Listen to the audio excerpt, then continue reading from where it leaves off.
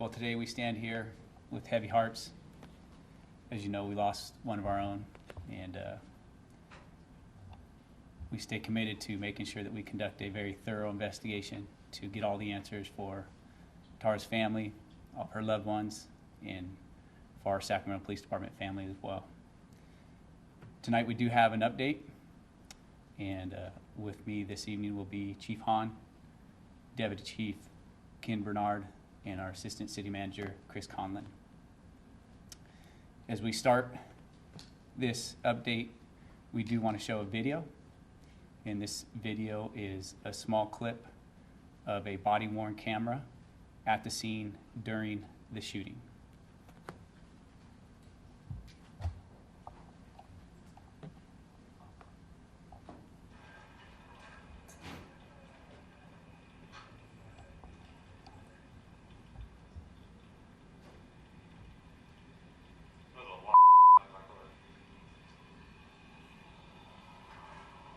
Daniel Police Department, you're not under arrest, you're not in trouble.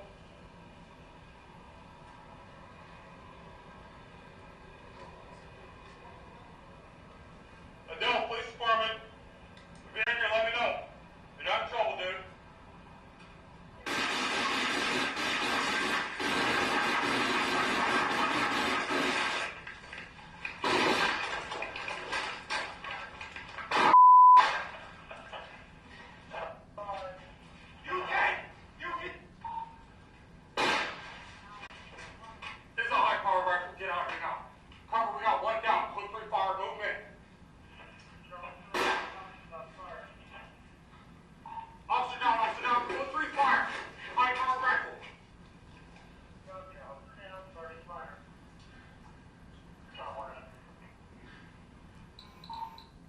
Redwood.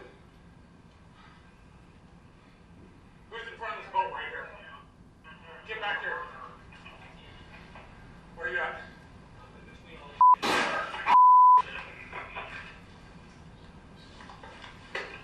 Very good. Redwood. Stay down. Hey. Yeah, he's still shooting. He's talking. Change your clothes, change your clothes, change your clothes.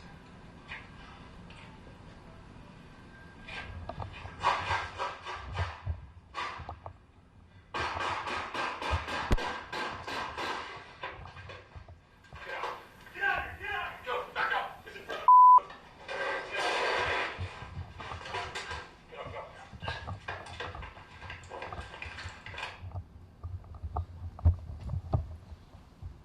This video we are releasing tonight, and we will provide some more information. And at this time, I'll bring up Chief Hahn to provide a few more details.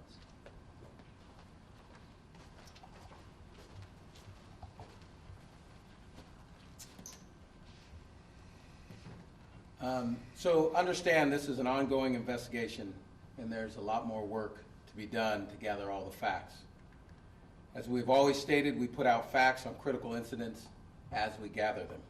We will continue to process the scene, and we'll have a process at the location on Redwood at least through the weekend.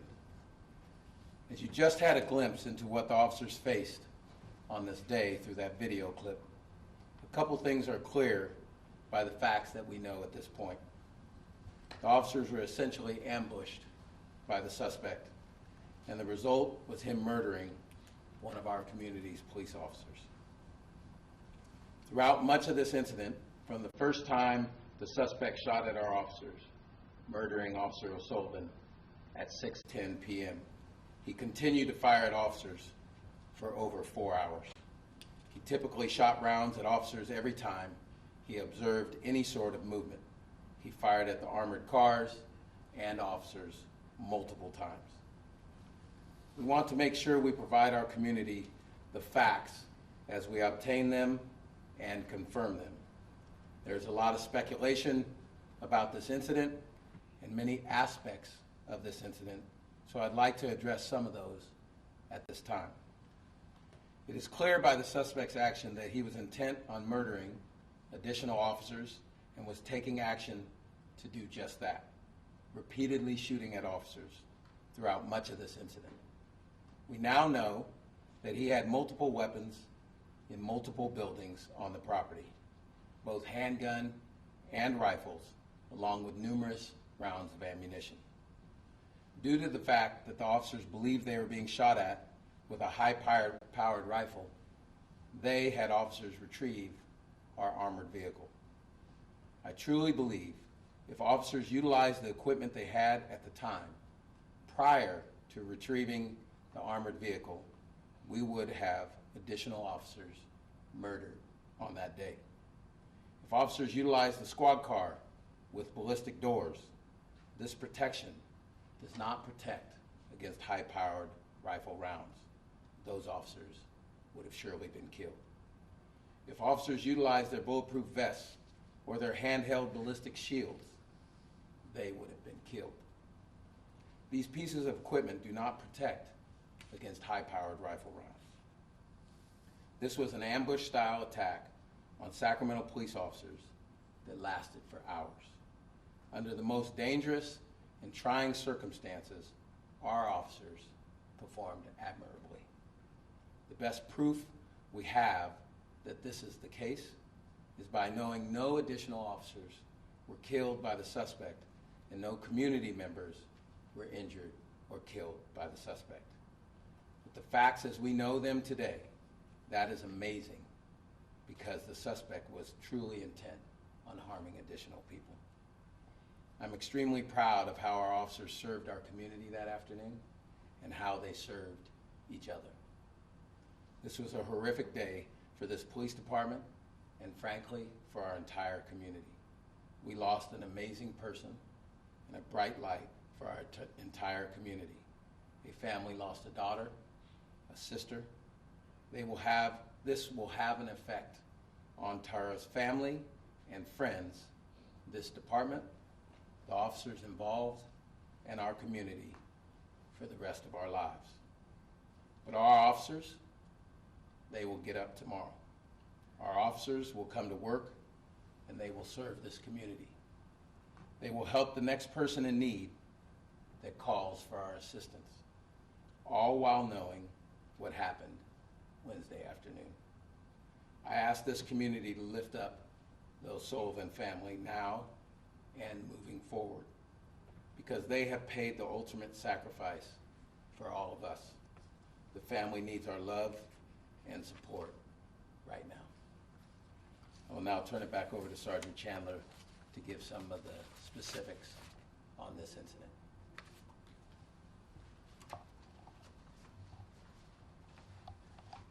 Okay, our initial information that we put out was that our officers were assisting a female who was gathering belongings at this address in the 200 block of Redwood Avenue. And what we know, I'll provide a photo of the scene.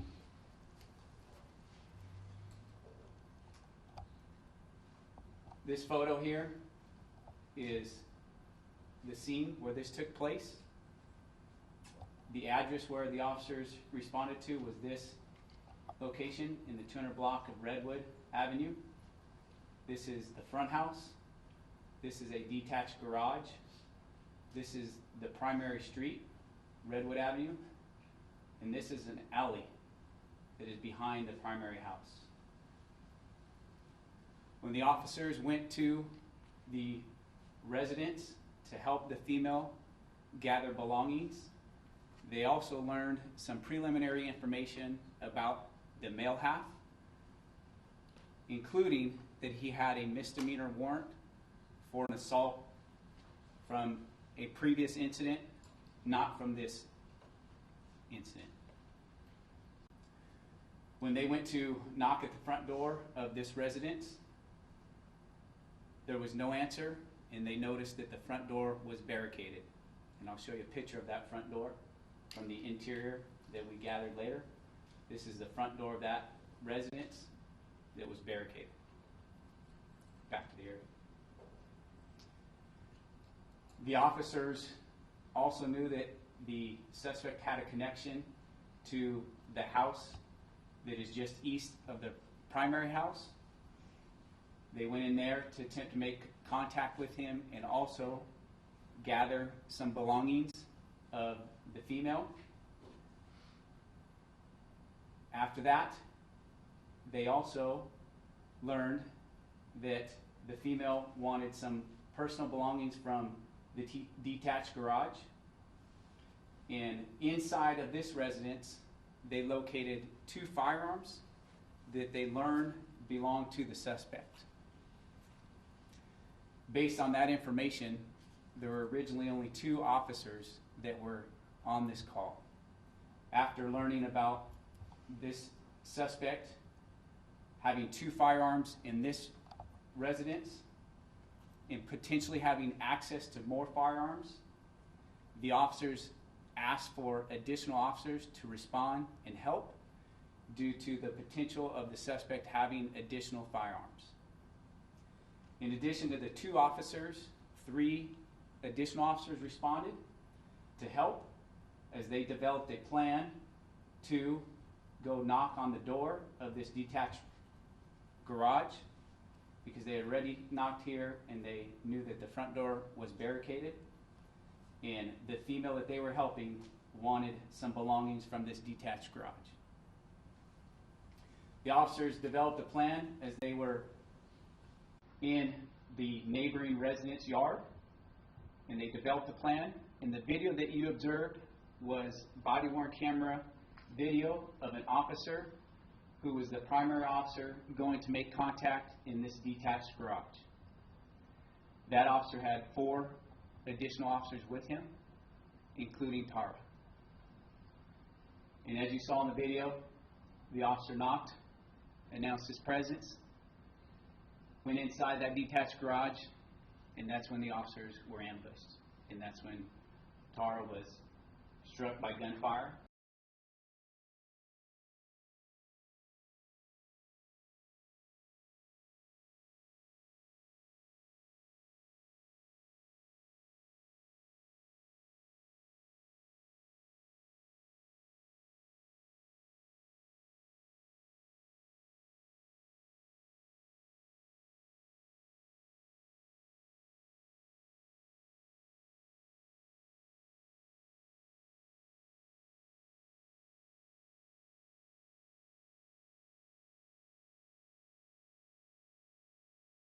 Being armed with a rifle. Officers established a perimeter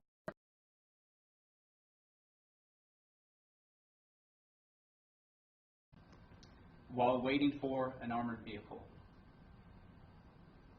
As Chief Hahn indicated earlier, the officers believed the suspect was armed with a rifle.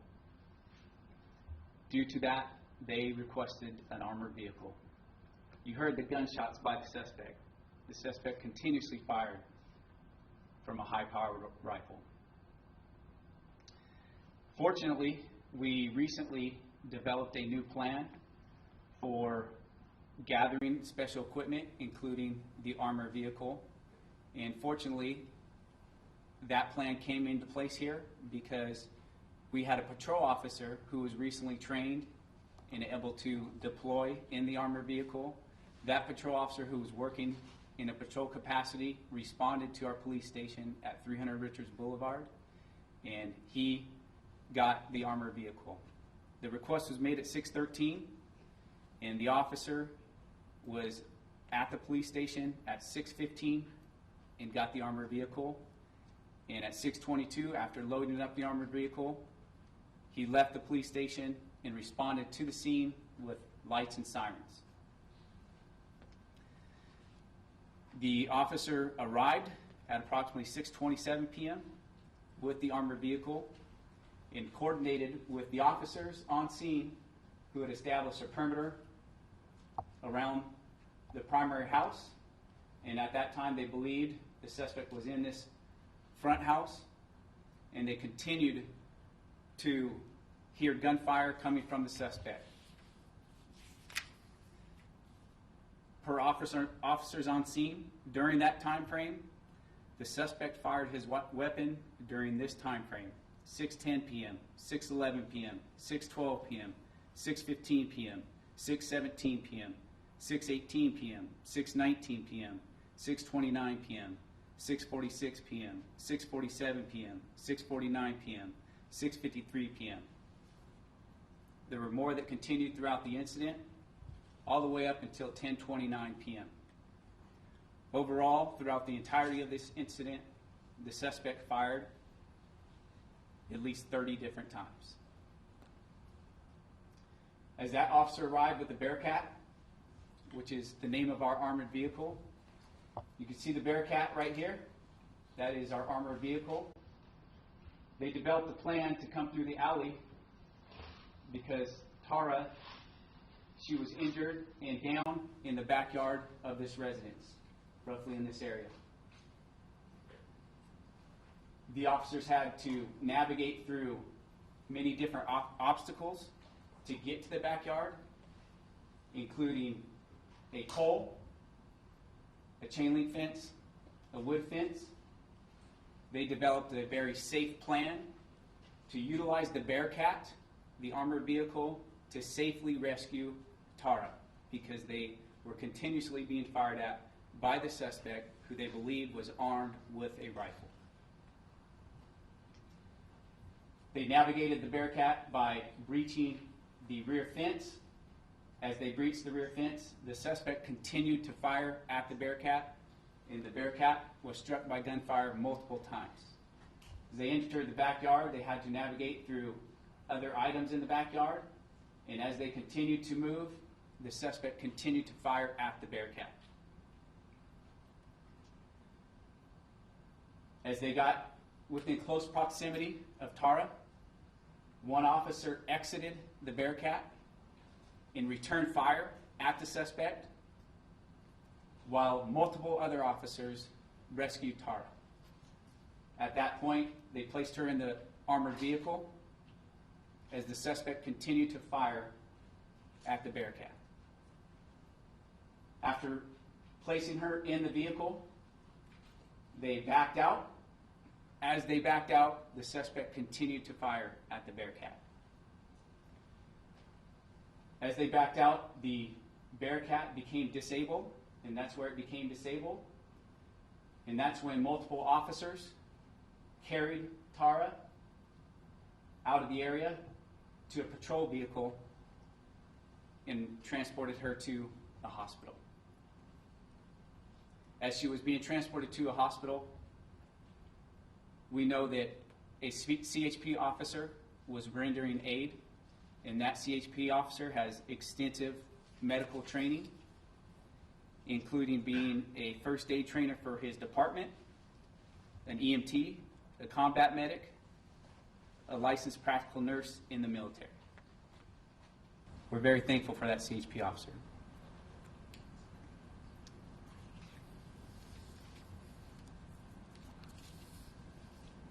After the rescue was complete and the officers transported Tara to the hospital, the suspect continued to fire throughout the incident. Like I said earlier, a total of over 30 times throughout the night until 10:29 p.m. Our officers maintained their perimeter. At approximately 9:38 p.m., our crisis negotiators attempted to make contact with him. And after numerous attempts, finally at 10:40 p.m., they were able to establish contact with him. After at least 2 hours of negotiating, our negotiators diligently worked to him surrendering peacefully, which he did.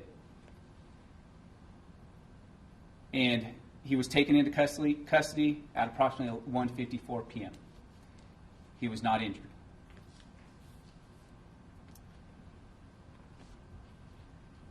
We have since been doing a very extensive investigation. As you can imagine, the crime scene is very, very large. We have been processing the scene. Since we have been processing that scene, there's still a lot of information that we are still gathering. But some of the information that we have right now includes some very pertinent evidence. And I'll show you some of the photos that we have of that evidence. inside the primary house where the suspect was, we've located 4 weapons: 2 assault rifles, 1 handgun, and 1 shotgun.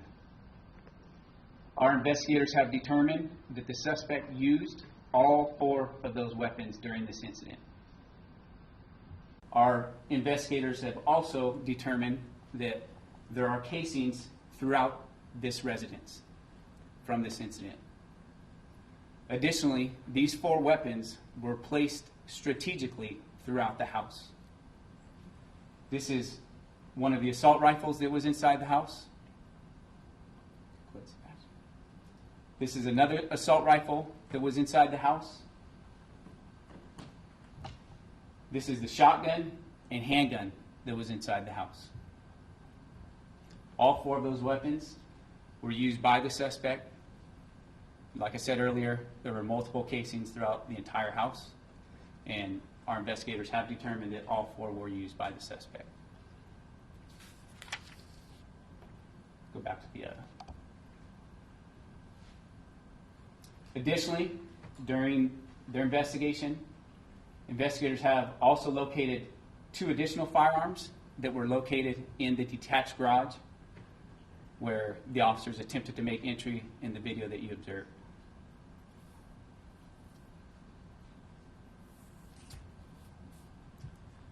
We know that our investigators will continue to process the scene, and we do expect them to be out there through the weekend. We do know that our officers during this incident fired at least 100 rounds at the suspect, and we continue to gather additional evidence and process the scene. So that information is still pending on a total round count. At this point, we do not have a total round count that the suspect fired, but we do know that he used all 4 weapons that we recovered inside the house, including 2 assault rifles, 1 shotgun, 1 handgun, and there were casings that were located throughout the entire house. And all 4 of those weapons were placed strategically. With that, we will field some questions. The attempted murder charges that were just filed, was that the officer we saw in the video, or could you give us some background on that and where that officer was? Yes, the body-worn camera that you observed, he's the victim as well. It's an attempt murder on that officer. What was the relationship between the suspect and the woman who officers were attempting to help, and then the properties themselves? Were 3 different buildings at least, and 2 properties?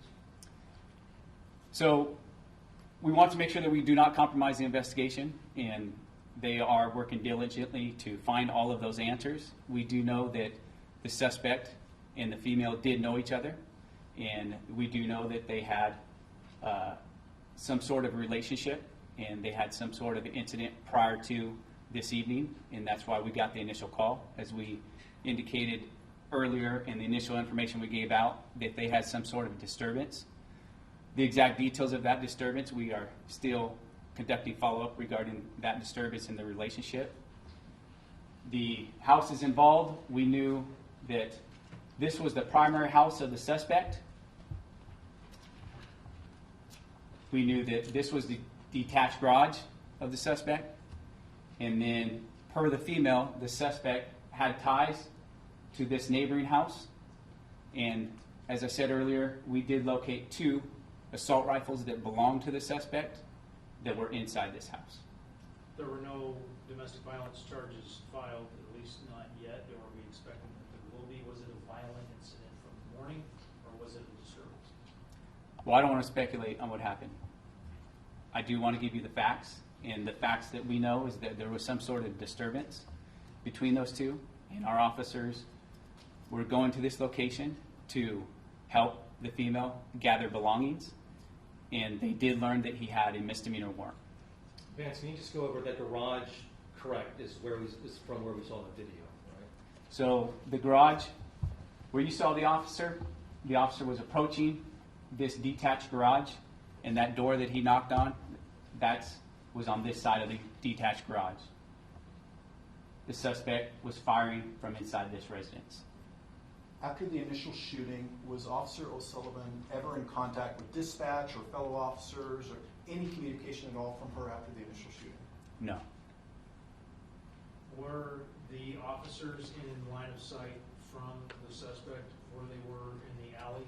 Were they receiving fire as they were trying to get Officer O'Sullivan out of the area? So the officers, knowing that the suspect was firing a rifle, they utilized the Bearcat because they knew that that was the only protection that they had that would stop a rifle round. As they maneuvered with the Bearcat to conduct the rescue, the suspect fired at the Bearcat. As they rescued her and moved out, he continued to fire at the Bearcat. So the suspect was shooting from the house the entire time. So the video that we were looking at, they were being shot at from behind? That's correct. Okay. So they entered to make contact at the detached garage. They were facing that way.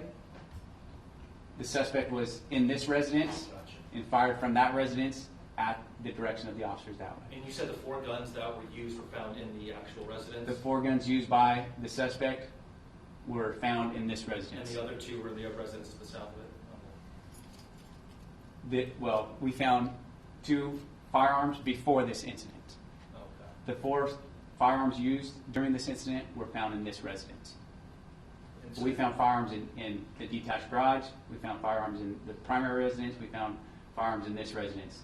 However, we know that during this incident, the suspect was only inside of this primary residence, and inside that residence, we located 4 firearms. So before the suspect fired shots, when they were opening up that detached garage, there were guns already visible in there, In which one? in the garage? They hadn't seen them at that time yet. Okay. So they were found after that, during the Correct. investigation? Correct. Why did officers decide to self-transport when there was an ambulance with advanced life support just a block or 2 away from the scene? Well, again, our officers made very sound decisions based on the circumstances. They're dealing with a very chaotic scene, and it was very complex. The suspect was firing from a rifle at our officers multiple times, 30 different times.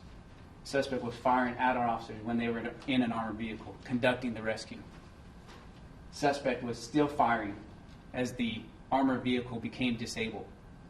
The officers exited the armored vehicle to conduct the rescue, knowing that the suspect was armed with a rifle and shooting at them with the rifle. Wasn't there an ambulance standing by though, just a block or 2 away? We do Is know that there was an in ambulance. department policy? The officers made very sound decisions to quickly get her to the hospital. And they had a CHP officer with expertise in first aid, and he provided first aid, and we are very grateful for his help. Which direction were they able to get out down of that alley? This gave them access this way. Would you, just describe what, you've described it somewhat already, but, that sounds like some next level of heroism in order to exact that extraction. All of these officers acted heroically.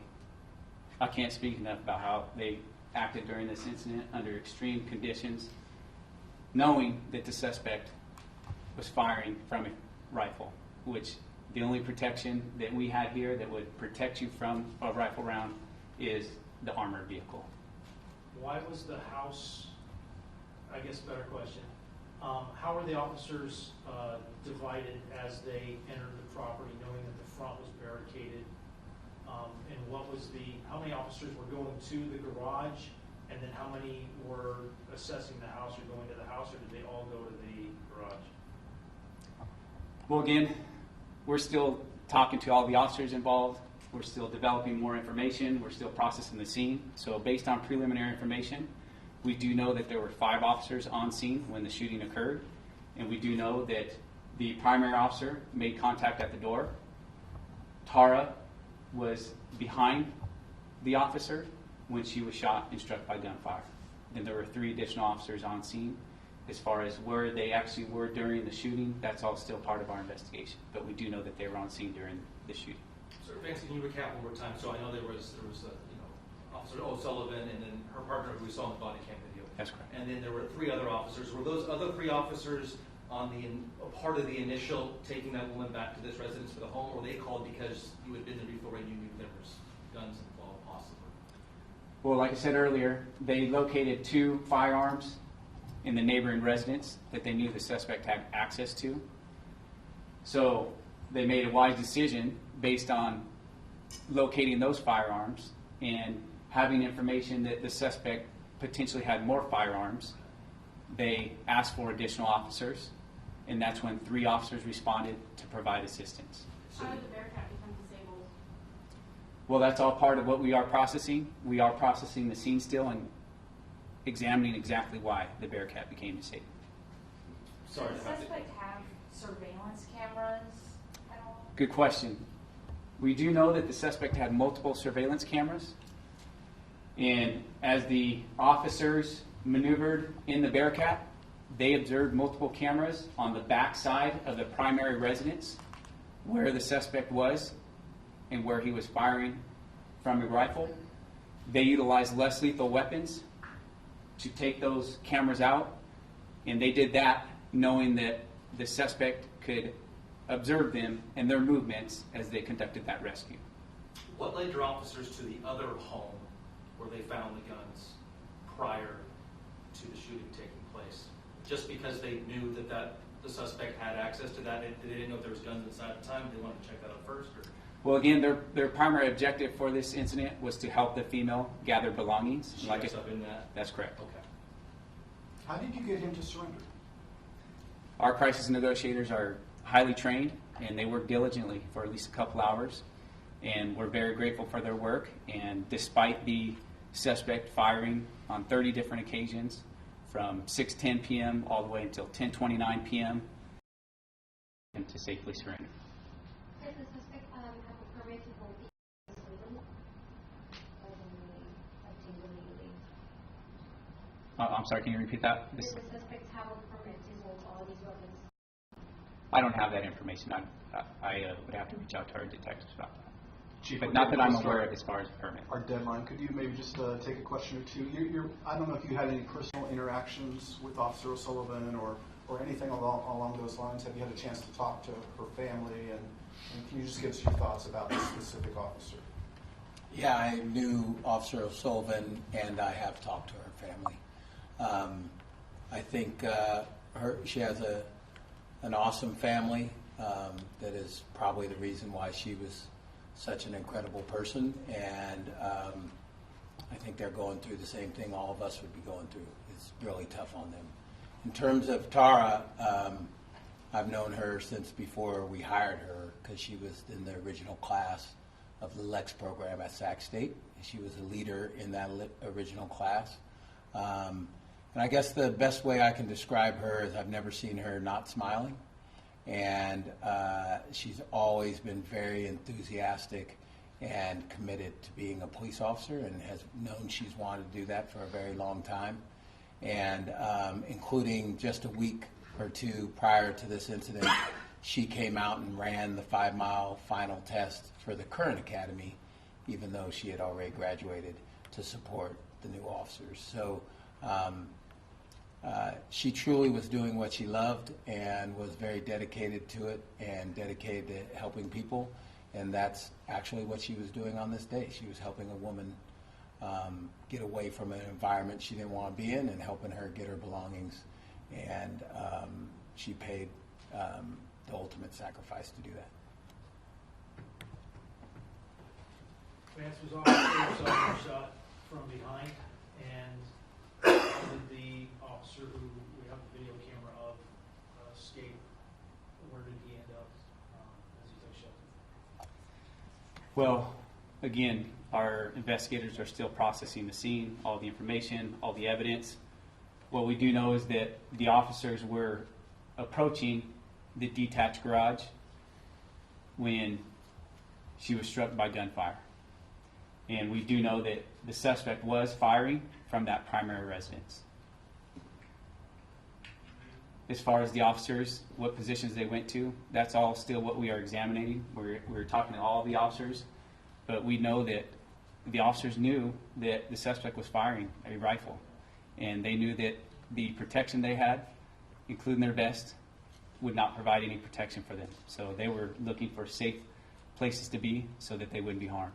How did we get the neighbors out? How did we what? How did you get the neighbors out? We conducted numerous evacuations, and part of our officers making safe decisions was making sure that none of the neighbors were in harm's way.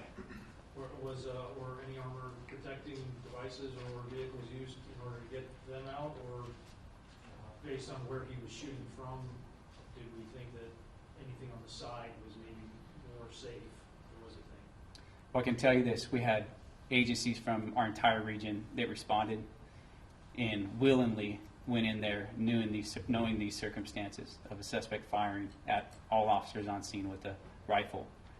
We had multiple armored vehicles out there and plenty of law enforcement officers who were willing to help us and help all the neighbors and conduct those evacuations. The details on the evacuations, I don't have those, but I do know that we had multiple armored vehicles and many agencies from the region that responded quickly and were more than willing to help us during this entire event.